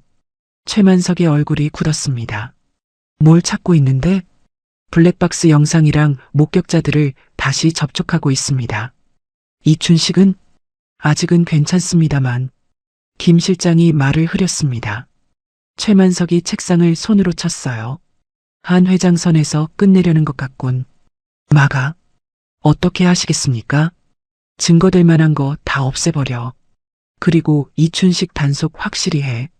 며칠 뒤 박상무는 예상치 못한 전화를 받았습니다. 이춘식입니다. 이춘식 씨? 만나 뵐 수 있을까요? 조용한 곳에서요. 박상무는 즉시 만남을 잡았습니다. 한적한 카페에서 이춘식을 만났어요. 이춘식은 초췌해 보였습니다. 머리카락이 헝클어져 있었고 눈 밑에 다크서클이 짙었죠. 무슨 일이십니까? 제가 도저히 양심의 가책이 느껴져서요. 그리고 사람이 죽었다는 생각에 진술을 바꾸고 싶습니다. 박상무의 눈빛이 날카로워졌습니다. 계속하세요. 제가 운전한 게 아닙니다. 최준석 도련님이 운전했어요. 이춘식의 목소리가 떨렸습니다. 저는 돈을 받았습니다. 딸 학비 된다고 평생 책임진다고 했어요. 그래서 거짓으로. 이춘식이 고개를 숙였습니다. 하지만 잠을 잘 수가 없습니다. 사람이 죽었는데 어떻게? 제가 거짓말을 했어요. 박상무는 녹음기를 꺼냈습니다. 이춘식 씨, 이 내용 녹음해도 되겠습니까? 이춘식이 고개를 끄덕였습니다. 박상무는 녹음을 시작했어요. 이춘식은 그날 밤 있었던 일들을 전부 털어놓았습니다. 일주일 뒤 한 회장의 서재에 박상무가 노트북과 여러 서류를 들고 들어왔어요. 회장님, 모든 증거를 확보했습니다. 박상무가 노트북을 켰습니다. 블랙박스 영상이 재생됐어요. 최준석이 차에서 내리는 장면, 주변을 두리번거리는 장면, 다시 도주하는 장면이 선명했죠. 그리고 이춘식 씨의 진술 번복 녹음도 있습니다. 박상무가 녹음 파일을 재생했습니다. 이춘식의 떨리는 목소리가 흘러나왔어요. 그리고 이것도 확인했습니다. 박상무가 또 다른 서류를 꺼냈습니다. 최만석 측에서 이 블랙박스 영상을 찾으려 했던 정황이 있습니다. 택배회사에 압력을 넣었다는 제보가 들어왔어요. 증거인멸 시도까지? 네. 이것까지 포함하면 죄목이 더 무거워집니다. 한 회장은 자료들을 천천히 넘겨봤습니다. 모든 퍼즐이 맞춰지고 있었어요.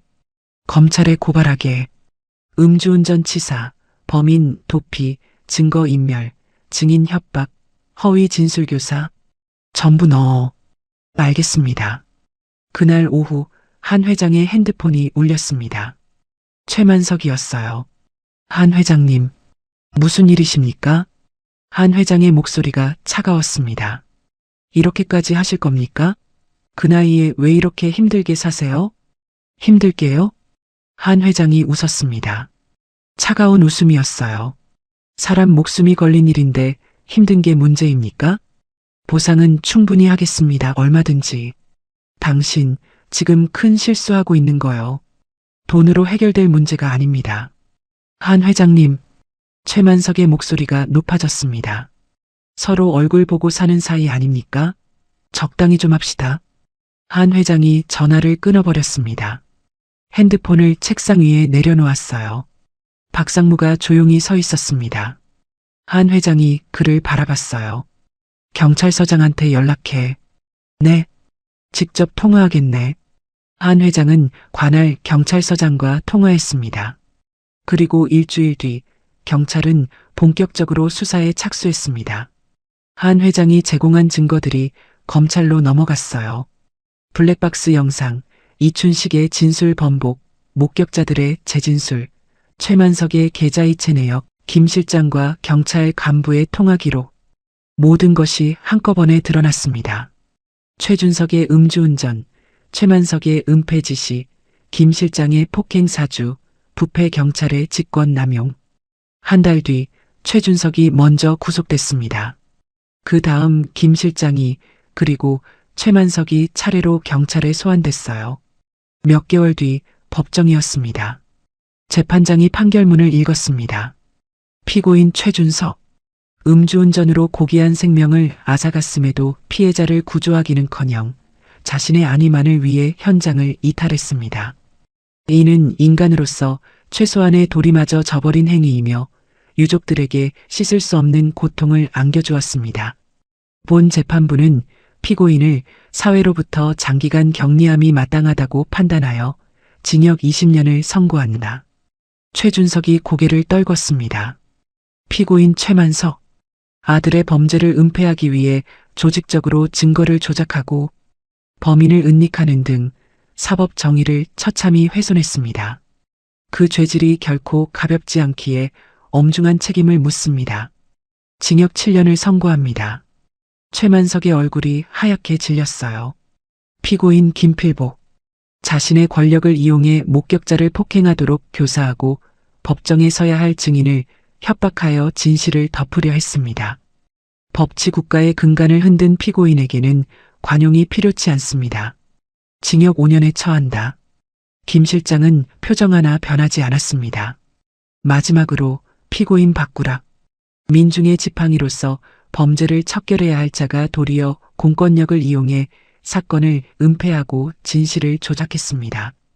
공무원의 청렴성과 사법 신뢰를 바닥으로 추락시킨 피고인의 행태는 그 어떤 변명으로도 정당화될 수 없습니다. 이에 본 재판부는 피고인 박구락에게 징역 4년을 선고하고 이 자리에서 즉각 법정 구속한다. 재판장이 망치를 두드렸습니다. 똑똑똑. 방청석에 앉아있던 서연이 눈을 감았습니다. 눈가가 뜨거워졌어요. 참았던 눈물이 흘러내렸죠. 한 회장이 서연의 어깨에 손을 올렸습니다. 서연은 고개를 끄덕였어요. 그날 저녁 서연은 국밥집에 혼자 앉아 있었습니다. 재판 결과를 할머니에게 말씀드렸지만 할머니는 잘 이해하지 못하셨어요. 그저 엄마라고 부르면서 고개만 끄덕이셨죠. 서연은 아버지 사진을 꺼내 들었습니다. 액자 속에서 아버지가 웃고 있었어요. 아빠. 서연의 목소리가 떨렸습니다.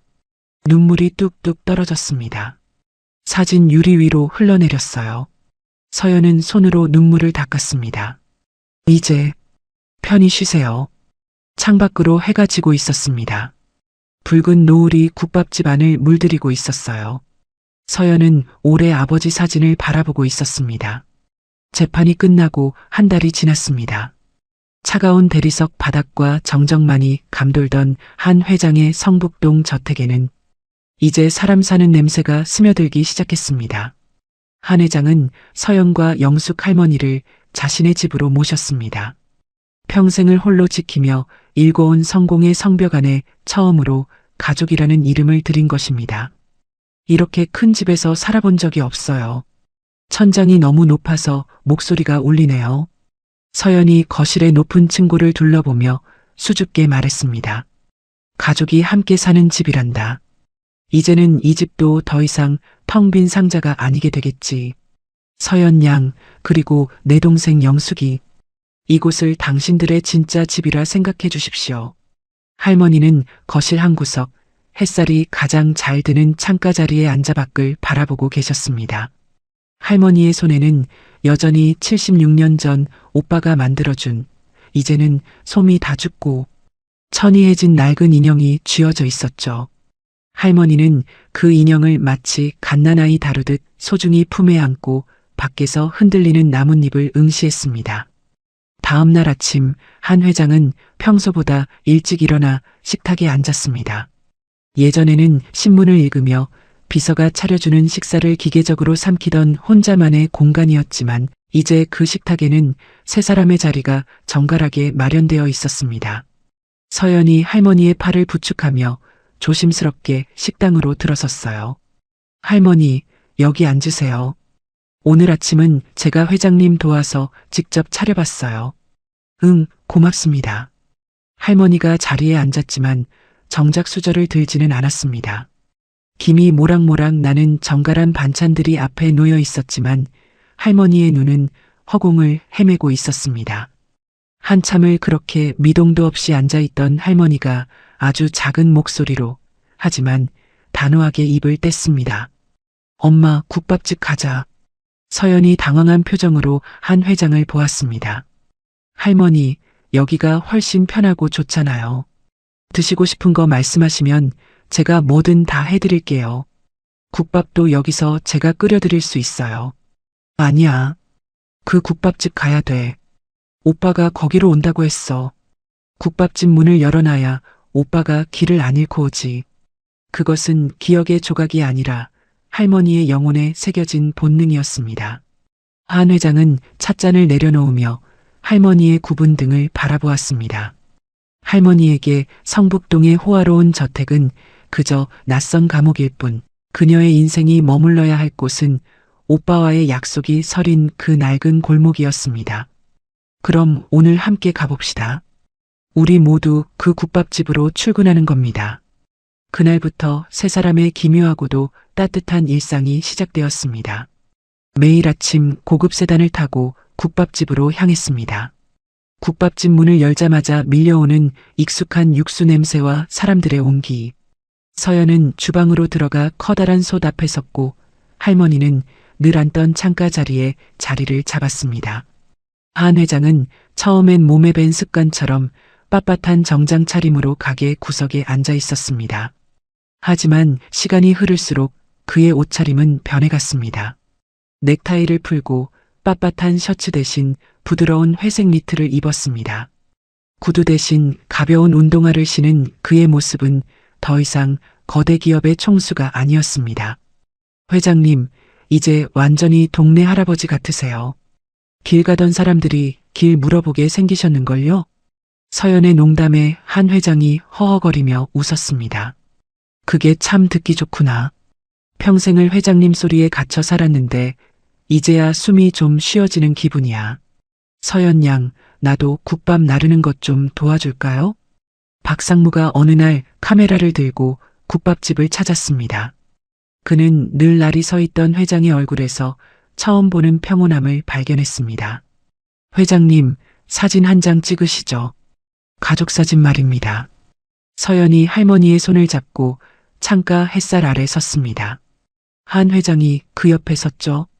셔터가 눌리는 순간 할머니는 인형을 꼭 껴안았고 서연은 눈이 휘어지게 웃었으며 한 회장은 어색하지만 세상에서 가장 진실된 미소를 지었습니다.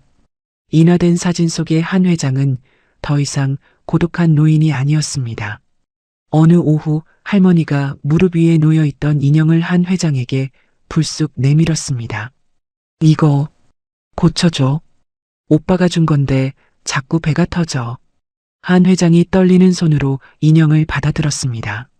76년 전 전쟁의 포화 속에서 어린 영숙의 눈물을 닦아주기 위해 자신이 서툰 솜씨로 기워 만들었던 남색 천인형.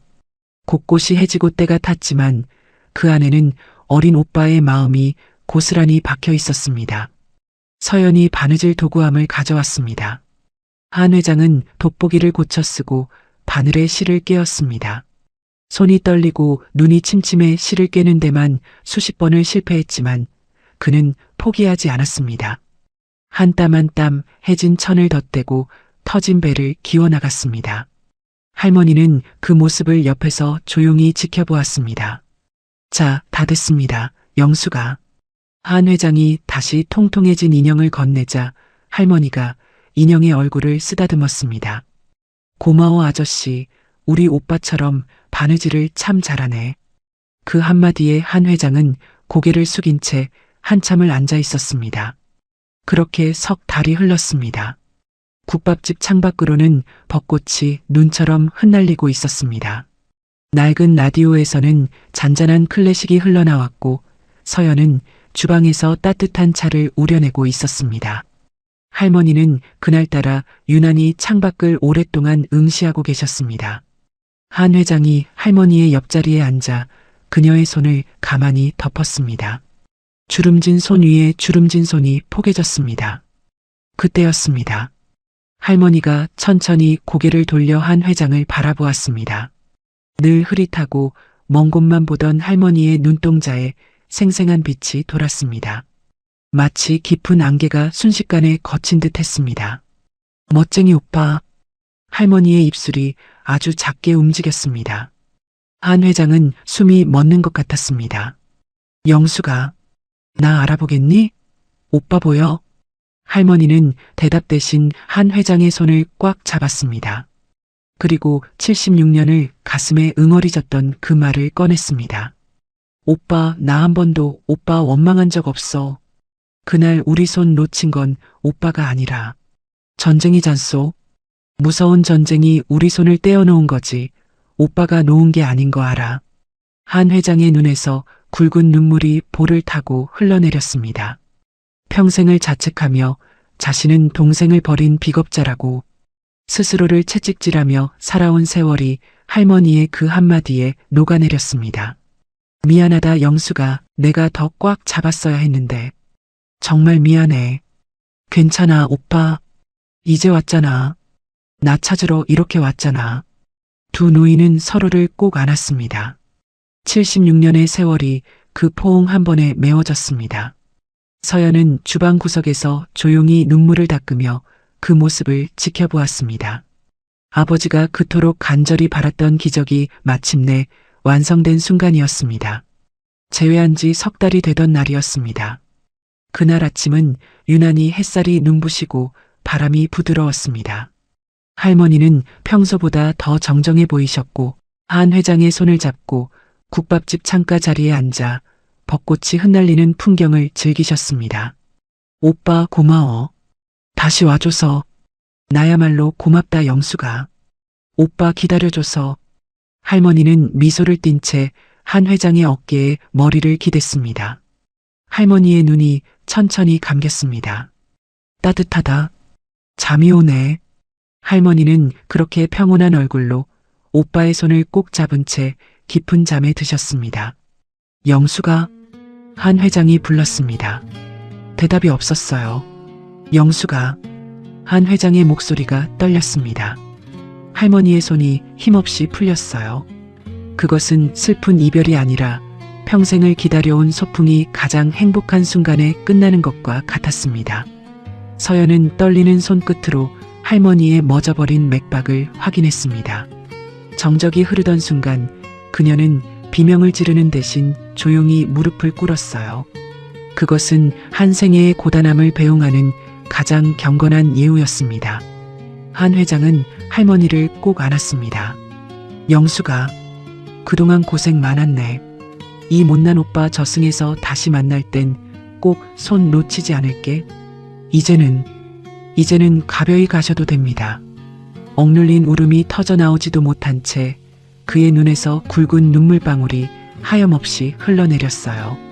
할머니는 평안한 얼굴로 떠나셨습니다. 그토록 그리워하던 오빠를 만나고 가슴에 박혔던 대목 같은 원망을 녹여내고 따뜻한 국밥 한 그릇에 평생의 허기를 채운 뒤에야 지은 완전한 안식의 미소. 할머니는 슬픔의 강을 건너간 것이 아니라 그리운 이들이 손을 흔들며 기다리는 눈부신 들판으로 천천히 걸음을 옮겼습니다. 가장 행복한 기억만을 품에 안은 채 그렇게 소풍은 끝이 났습니다.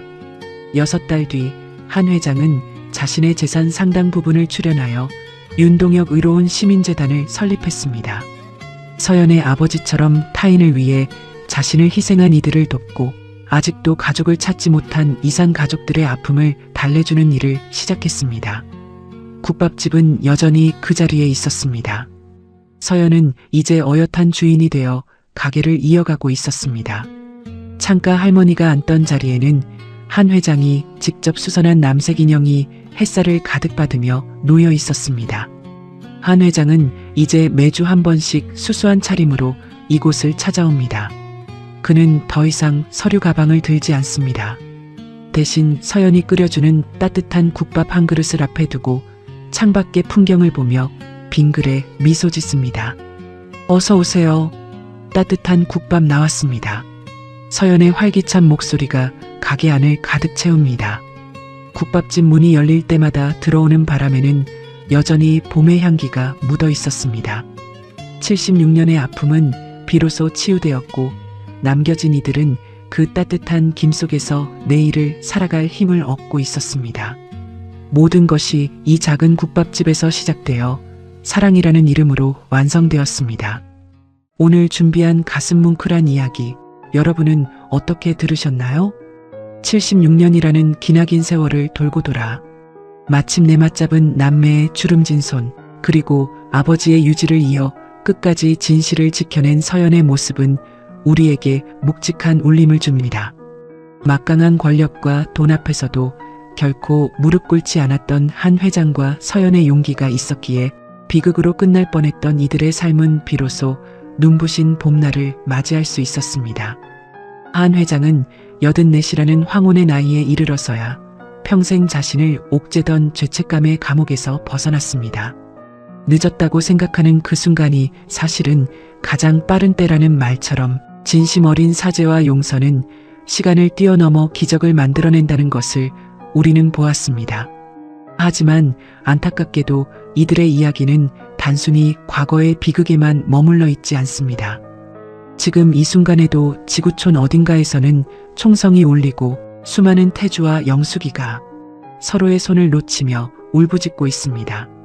76년 전의 비극이 오늘날의 전쟁터에서 여전히 되풀이되고 있는 현실이 참으로 가슴 아픕니다. 전쟁은 단순히 국가 간의 싸움이 아닙니다. 그것은 누군가의 평범한 일상을 송두리째 앗아가고 가족이라는 가장 소중한 울타리를 무너뜨리며 죽는 날까지 치유되지 않을 깊은 흉터를 남기는 잔인한 폭력입니다. 다시는 이 땅의 전쟁의 포화 속에서 인형 하나를 품에 안고 오빠의 손을 놓쳐야 했던 어린 소녀의 눈물이 없기를 간절히 바랍니다. 전쟁이라는 이름으로 사랑하는 이와 생이별하고 평생을 그리움과 자책 속에서 신음하는 사람들이 더 이상 생겨나지 않는 평화로운 세상이 오기를 두 손 모아 기도합니다. 여러분의 삶에도 결코 늦은 것은 없습니다. 세월이 더 흐르기 전에 자존심 때문에 혹은 미안함 때문에 마음속에만 묻어두었던 소중한 사람이 있다면 오늘 먼저 따뜻한 손을 내밀어 보세요. 미안하다, 사랑한다는 그 한마디가 누군가에게는 76년을 기다려온 구원이 될지도 모릅니다. 이야기를 끝까지 들어주신 분이 계시다면 잘 들었다고 댓글 하나만 남겨주세요. 어디에서 들으셨는지 남겨주시면 그곳에 큰 축복이 있기를 기도하겠습니다. 여러분의 댓글이 저에게 큰 힘이 되는 거 아시죠? 지금까지 사연올데이였습니다. 감사합니다.